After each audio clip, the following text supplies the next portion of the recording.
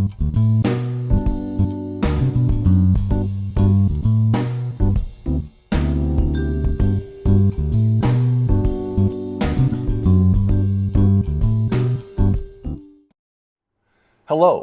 and welcome to Your Health Matters.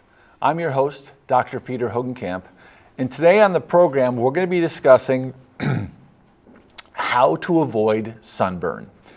It's beautiful out today, and that is a reminder to me that summer's coming on. And with summer coming on, I thought it would be a great time to discuss the hidden health hazards of summer. That's a term that I just came up with several minutes ago. I suspect somebody's already coined the term, but right for now, I'm thinking I made it up. The hidden health hazards of summer. So throughout the summer, here at PEG TV in sunny Rutland, Vermont, we're going to be discussing all kinds of ways to stay healthy during the summer. But today, we're going to focus on sunburn. And the reason we're going to focus on sunburn is obviously we want to avoid sunburn. And why exactly do we want to avoid sunburn? Well, the first reason is because it hurts. I have to tell the story about my son who went to Mexico a couple of years ago on vacation, and I told him 1,000 times to wear sunscreen, but he, thought that he was invincible. His mother's Italian, and he thinks he's got his mom's Italian skin and didn't need any sun protection. Well, the first day he got there, and keep in mind now, they didn't get there till almost evening. He didn't put any tan lotion on, and he laid in the sun for a couple of hours. And after a couple of hours, he thought, this might not be such a great idea. He went in, but in those 2 hours of sun in Mexico, in March, this wasn't even the summer, he got a severe sunburn. And the thing he'll tell you about most of all was that it hurt. He was in a lot of pain. He ended up getting a case of sun poisoning, which we'll go on to discuss at some other point. But the point I'm trying to make is sunburn hurts, and we really want to avoid it. The other reason to avoid sunburn is, going back to the same story, my son actually had to spend the rest of his vacation in Mexico in the hotel room because he could not even think about going out in the sun. So the reason number two is it can ruin our vacations. It can ruin our summers. It can make us, not do the things that we want to do. The third reason that we want to avoid sunburn is because it leads to skin cancer. 5 severe sunburns between the ages of 15 and 20 increase your chances of melanoma, which is the serious form of skin cancer, by 80%. Every sunburn that you get increases your risk of skin cancer. So we really want to avoid getting a sunburn as much as possible. How common is sunburn? It turns out that every third adult in America gets sunburned every summer. Every third adult. More than 33,000 emergency room visits a year are for sunburn alone, which adds another reason to avoid sunburn because of the cost of it. Sunburn is a leading cause of going to your primary care provider during the summer. But again, in terms of long term, I just want to remind us all that sunburn can lead to basal cell cancer of the skin, squamous cell cancer of the skin, and melanoma or melobinous cancer of the skin, which can be fatal. Squamous cell and basal cell cancers of the skin tend to be more just locally invasive and don't spread throughout the body, but melanoma is actually a leading cancer killer. So this kind of heightens the severity of all this. So just keep that in mind. So, how to prevent sunburn? Well, the first answer for preventing sunburn is the oldest answer on the face of the earth, and that is shade. There's 2 ways that you can get shade. You can use existing shade, like your tree, sitting underneath a tree, sitting underneath a covered porch, or you can create your shade. I remember one time I went on a golf trip out to California, and I was watching the guys that were going out ahead of us, And every one of them had a push cart with an umbrella that was attached to the top of their push cart. And I looked at my playing partner and I said to him, it looks beautiful out today. There's not a cloud in the sky. Are we expecting rain? And he's like, no, you idiot. They're just trying to stay out of the sun. And of course, I had just come from Vermont in the middle of winter to fly out to California to play golf. The last thing on earth I wanted to do was be in the shade. I wanted the sunshine. I mean, there's reasons we like the shade, the sun, the summer and the sun. The sun makes us feel good. It makes us tan, which makes us, look better. I can't tell you the number of times I discussed with people about tanning, and they're constantly reminding me that people like to tan because they feel like they look better with a tan. As you're watching me on the screen, you're going to see that I have a tan, so I'm as guilty as anybody else. I've got this guy in my practice who just a really, really nice guy, very funny. And one time he came in with a mole and I took off. It turned out to be melanoma. And so we took it off, sent him to the skin doctor. He got a wide excision. 3 months later, he comes back. He's very, very tan. And I said to him, hey, didn't we talk about this? Didn't you have a melanoma, which we removed completely? Don't you remember I said to stay out of the sun? And he goes, hey, doc. He goes, I'm a big guy. Us big guys don't look good without a tan. And that was many years ago. And he proceeds to come in every summer with a suntan because he feels like he looks better with a tan. People like the sun. The sun improves our mood. So I love to be in the sun. So what I'm trying to do here today is just kind of give us some tips of how we can live safely with the sun. As I was talking about, shade. Umbrellas, canopies, sunscreens, sun shields, porches. All these things are great ways to stay outside but avoid direct sunlight. The second way we can avoid a sunburn is by avoiding the peak hours. So when I was a kid, my mother, who by the way used to tell me, go out and get a sunburn, Peter, and then you'll be okay for the rest of the summer. When we were kids, we had the general idea that, you wanted to stay out of the direct sunlight from 10 to 4. So 10 a.m. to 4 p.m. Nowadays, we're quite a bit more scientific. And for instance, if you are to look on your cell phone right now, which I am doing, it tells me that currently, this is on AccuWeather, by the way, the UV index is 3, which is moderate. So you can actually look up the UV index at any point in time on any kind of weather app on your phone. Which leads me to my next discussion, which is what UV index is good, what one is bad. Anything that's 3 or less is considered reasonably safe. If you get above 3, it becomes more significant sun exposure. When we get to 10, that's considered very high sun exposure. Anything above 11 is very high sun exposure, and you should stay out of direct sunlight. So again, this is a great way that technology can improve our health. Look at your phone. I'm sure almost everybody's got a weather app. Every weather app is going to have your UV index. Look, they list it out when you do the news. They list the UV weather index. 3 or less, okay to be outside. If it's between 3 and 10, you should be protecting yourself from the sun. And we're going to get to ways to do that. But between 3 and 10, protecting yourselves from the sun. 11 or over, you should be out of the sun. So peak hours, we want to think about when we're going outside, when we should be going outside, when we shouldn't be. 3 or less, you don't really have to worry. 3 through 10, we should be taking measures to protect ourselves from the sun. 11 or over, out of the sun. So I mentioned ways to protect ourselves from the sun. The first way is what I call barrier methods. What is a barrier method? Well, the best example is, clothes. If you're going to the beach, you probably aren't going to wear, a full set of clothes. Or possibly you should be.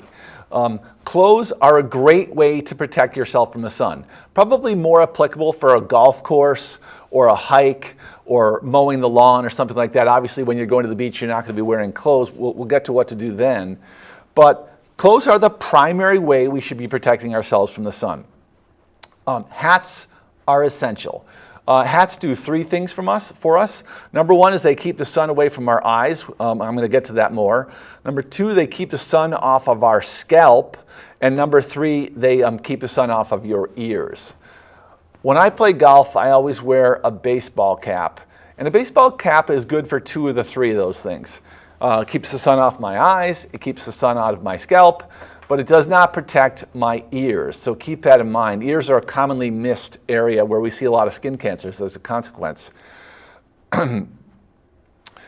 They have all kinds of clothing nowadays that they market specifically for sun protection.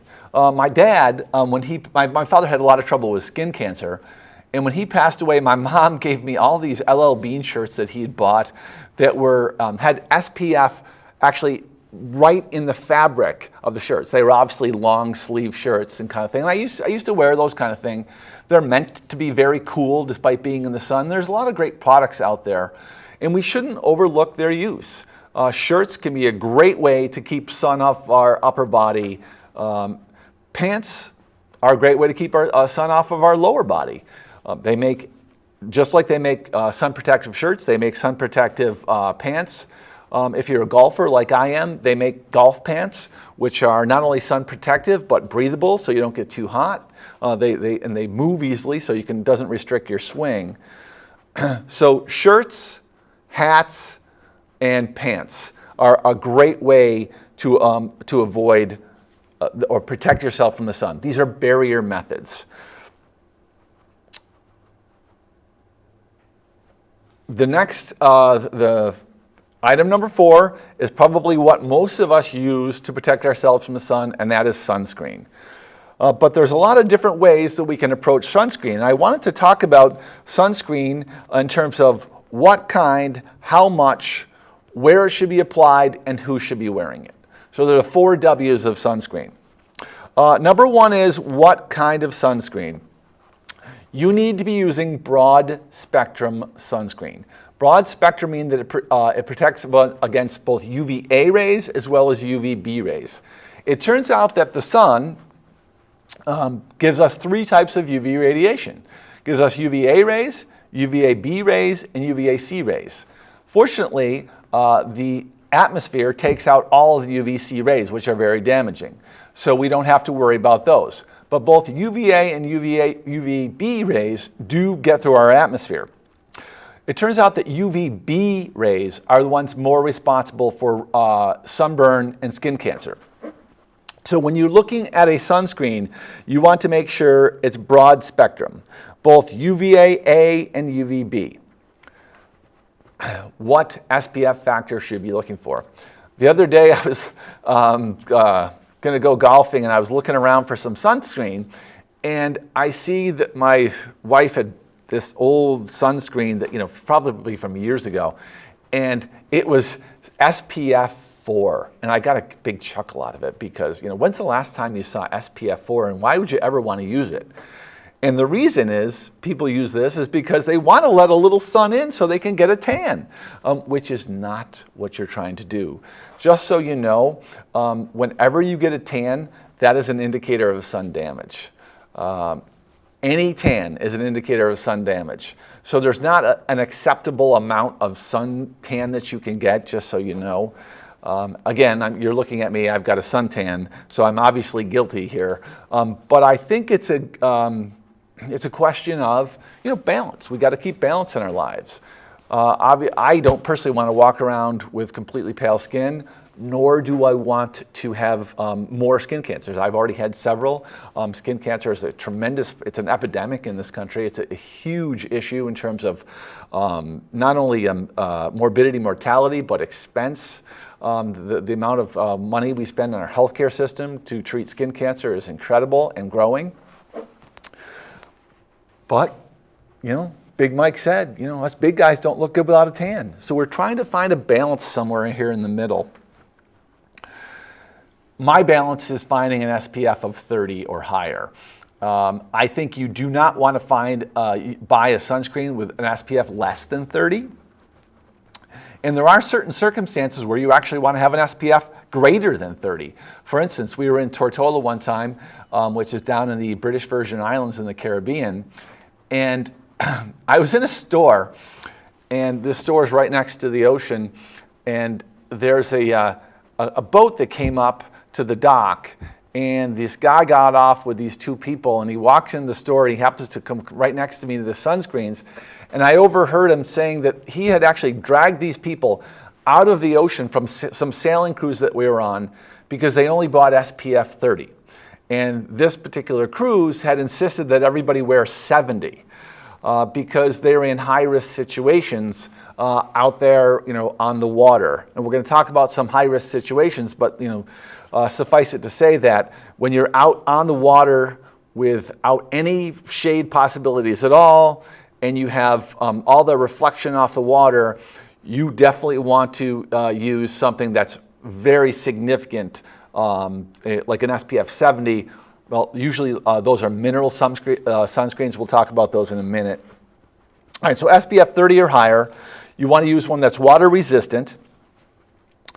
And the thing I want to say about sunscreen and vitamin D is I've had people tell me that they don't use sunscreen because they understand how important vitamin D is. As many of us know, our bodies take in vitamin D, a precursor to vitamin D, dietarily. It's found in milk. It's often supplemented in a lot of different products. But anyway, this vitamin D is inactive. It's a precursor. And we have to, it has to be converted into the active form of vitamin D, which is vitamin D3, by the sunshine. And I think most of us realize that. But what most of us don't realize is that the level of sun that takes is very low.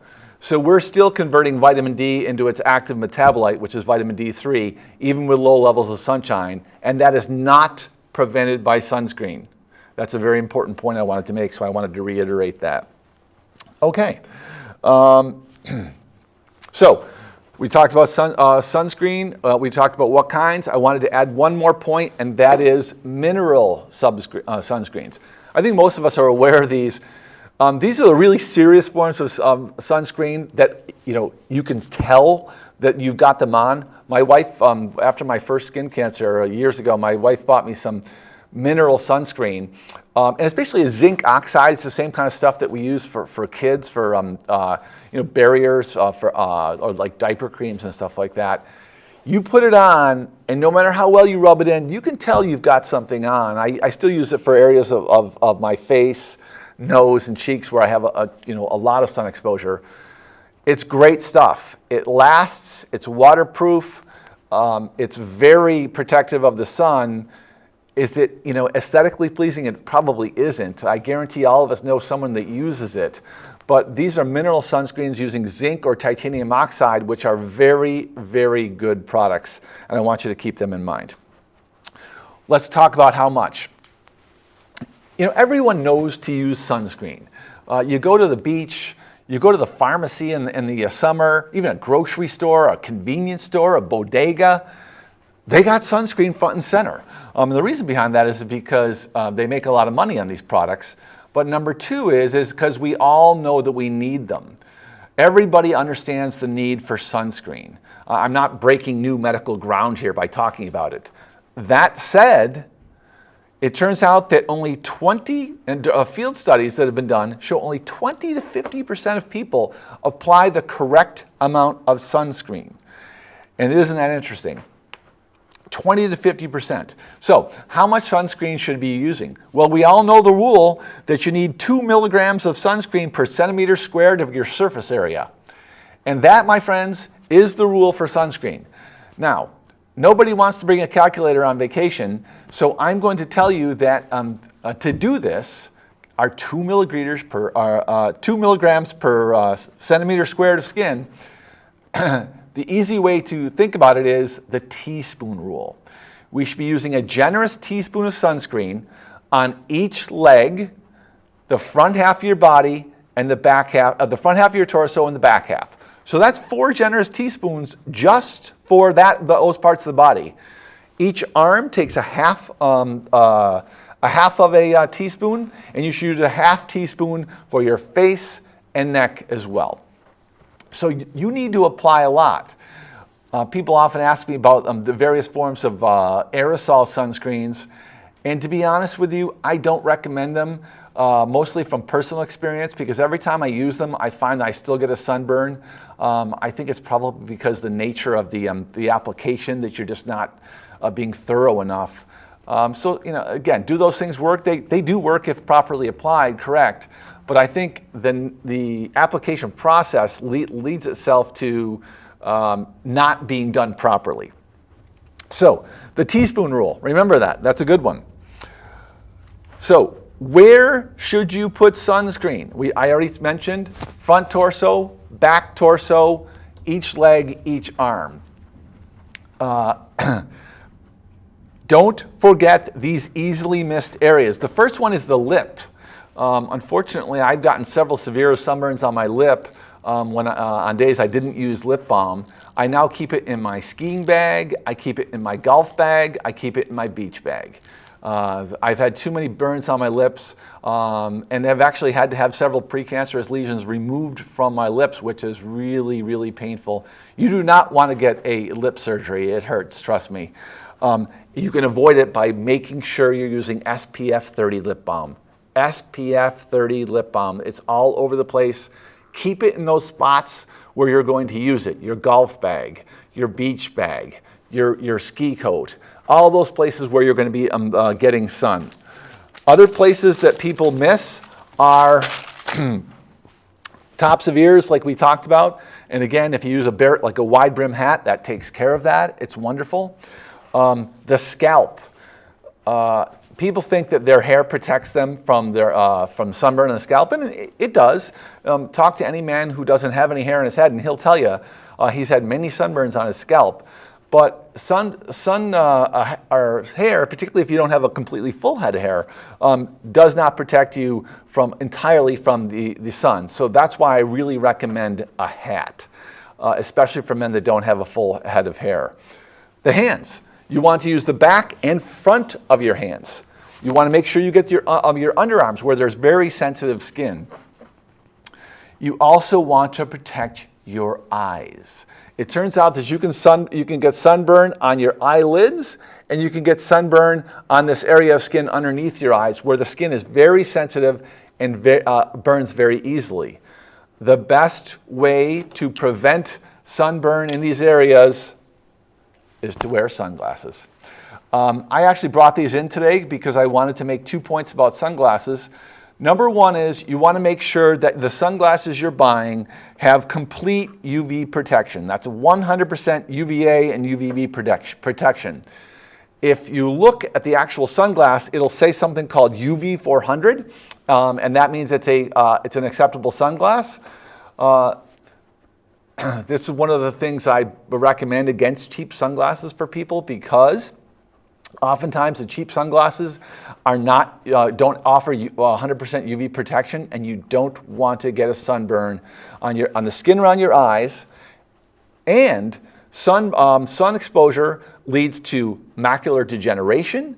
It leads to an increase in cataracts, for which people require surgery later in life, and it can lead to melanoma in the eye. Yes, people get melanoma on the eye. I have 2 patients who have suffered melanoma on the eye. It does happen. So you want to wear sunglasses.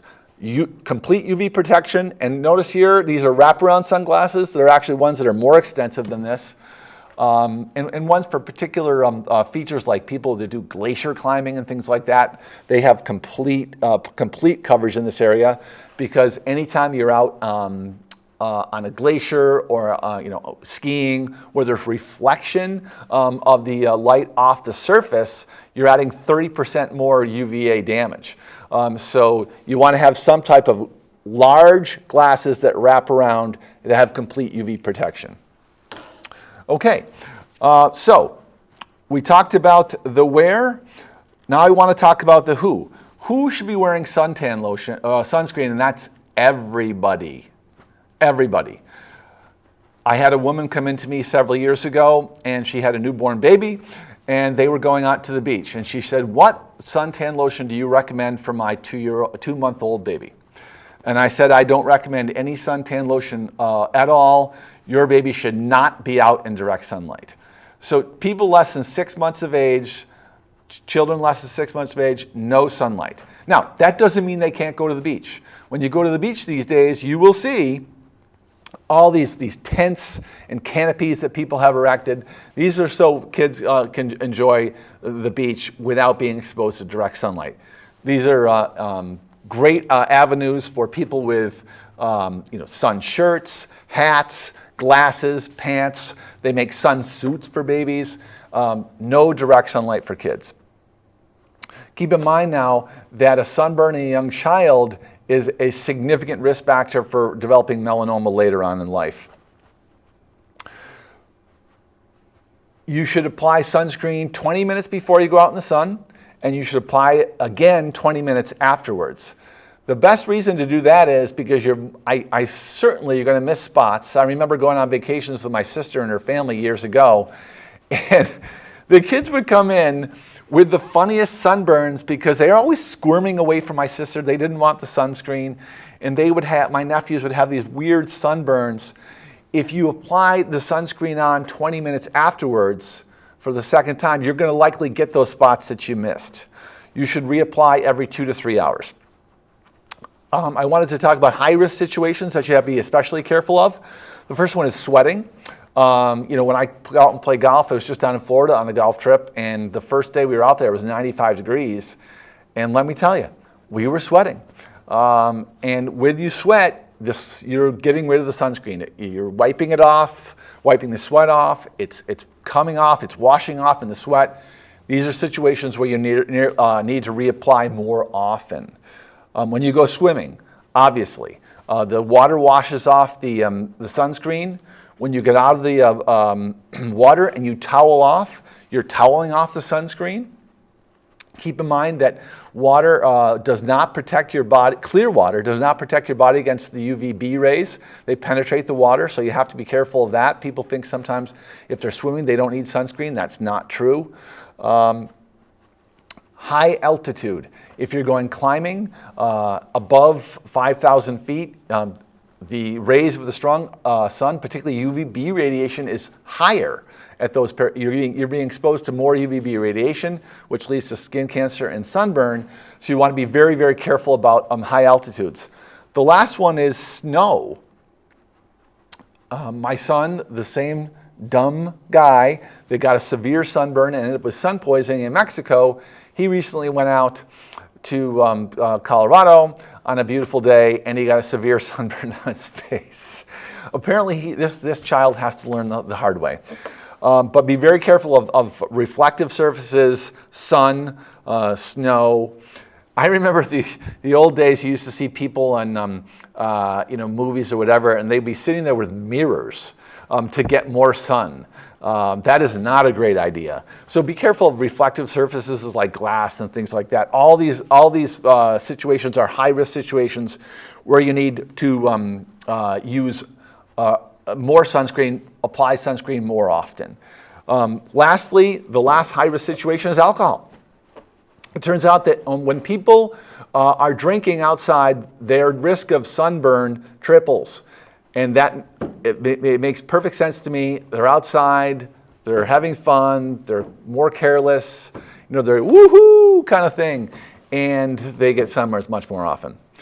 Unfortunately, we didn't get time to treat sunburn. We didn't get time enough to talk about treating sunburn, but I will mention that on our next episode next month. I thank you very, very much for your attention. And I look forward to seeing you here again on Your Health Matters with Dr. Peter Hogenkamp.